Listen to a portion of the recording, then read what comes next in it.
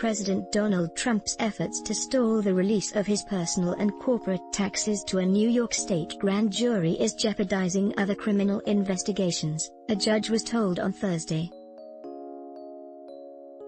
Lawyer Kerry Dunn urged fast action, telling U.S. District Judge Victor Marrero hesitation could kill this case. He added Manhattan District Attorney Cyrus Vance Jr.'s inquiry isn't just about the president. There are other individuals and entities who could end up above the law as a result of this delay, the prosecutor said.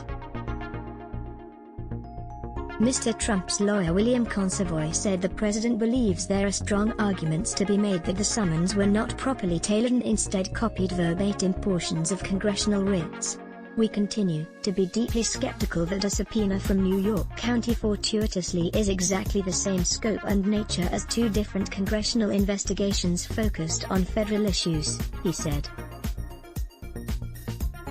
Mr. Consovoy said the president can still assert claims the subpoena reflected bad faith and harassment, a year after Mr. Marrero rejected those arguments. The lawyer said claims last year related to the initiation of the investigation but will now focus solely on the subpoena. At the conclusion of Thursday's hearing, Mr. Marrero said he will follow a schedule agreed to by both sides that calls for written submissions to be completed by mid-August. He also expressed interest in resolving Mr. Trump's claims quickly, noting lawyers submitted their arguments within 6 days last year. Part of Mr. Vance's investigation involves payments that Mr. Trump's then personal lawyer arranged during the 2016 presidential race to keep the pornographic actress Stormy Daniels and model Karen McDougal from airing claims of extramarital affairs with him. Mr. Trump denies the affairs.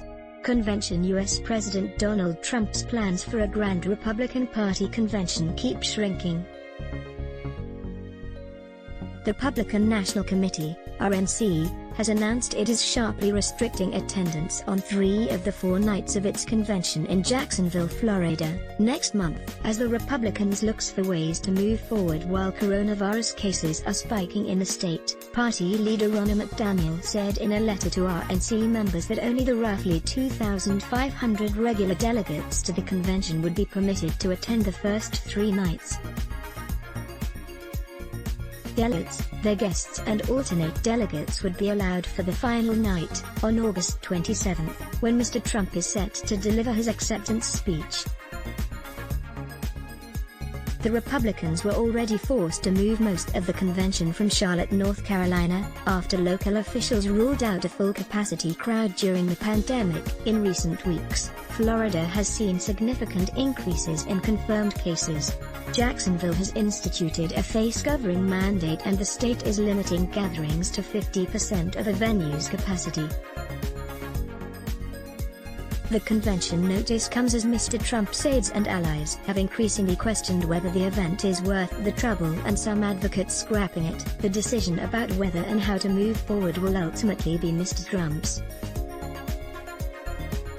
The announcement was expected to reduce the number of attendees, even regular delegates, who make the trip to Jacksonville, in most cases spending thousands of dollars out of their own money to attend a convention that will lack many of the traditional festivities. Already some had been having second thoughts about going, given that some states have imposed 14 quarantine orders on people returning from virus hotspots such as Florida. Democrats will hold an almost entirely virtual convention on August the 17th to the 20th in Milwaukee using live broadcasts and online streaming, according to party officials. Related, Trump niece's book offers scathing portrayal of president. Let's block ads. Why? Show your love for him. Click the link in description. Thanks for watching.